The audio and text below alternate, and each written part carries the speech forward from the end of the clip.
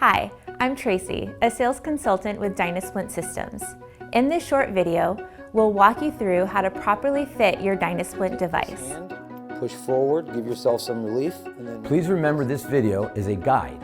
Each fitting and patient recovery process is unique. Always follow the instructions given to you by your Dynasplint consultant. It's important to note that Dynasplint is a rental item. If you have any questions about your device, billing, or your fitting schedule, don't hesitate to reach out directly to your consultant. We're here to help. Let's get started.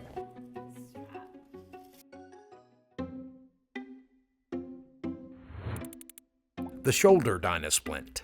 Lisa, you're going to come on over. Your shoulder splint's been assembled and customized for you. We're going to get you into the splint. When donning a Dynasplint, follow the 6 fitting fundamentals to ensure an effective stretch and recovery. So the first step is make sure that your shoulder joint is lined up at the joint of the splint. To do so, you're going to feel for the end of the bar, and when your hand is on the end of the bar, your shoulder will be positioned right into the palm of your hand.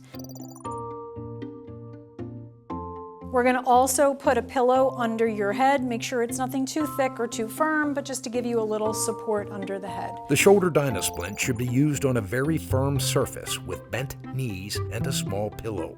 Adjustments to your device are made at your initial fitting with a Dynasplint consultant. Now, you're going to use your left arm to bring the splint forward, and you're going to slide your arm into the splint, thumb through the hole, and you're going to close all 3 straps. Tighten the straps so that you can relax the hand and forearm.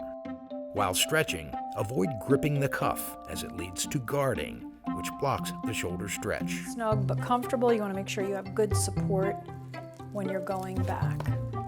Beautiful. Now when you bring your arm down, everything will adjust as we had positioned you. Just make sure the one last check is that your upper arm is leaning up against the padded bar. It is not sitting on top of it. And now you can ease back into your stretch.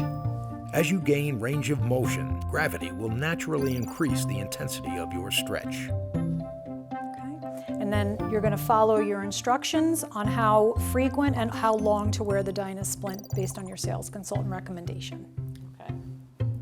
Okay, now coming out of the splint, I would recommend passively bringing your arm forward with your left arm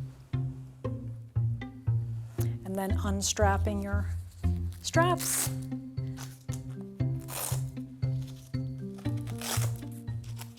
Now, when you come out of this, just be careful and make sure your arm comes down across your chest. Don't let it just drop. Don't worry about the splint. Protect your arm because you're going to be a little achy coming out of the splint.